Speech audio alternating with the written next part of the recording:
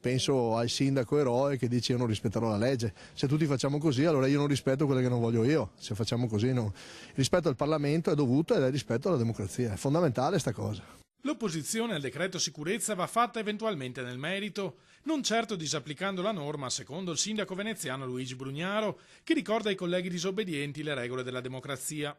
Se crediamo che il Parlamento esista e serva a legiferare, argomenta, poi quando le leggi vengono fatte vanno applicate. Ricordo che ancora tante direttive e tanti regolamenti non sono ancora stati emessi, per cui emettere sentenze sembra molto pretestuoso e francamente anche un po' strumentale, insomma, certamente non a risolvere i problemi, ma forse a garantire visibilità o campagna elettorale per qualcuno. È chiaro che sei molto più credibile se difendi l'operato del governo nella sua legittimità, sostiene Brugnaro.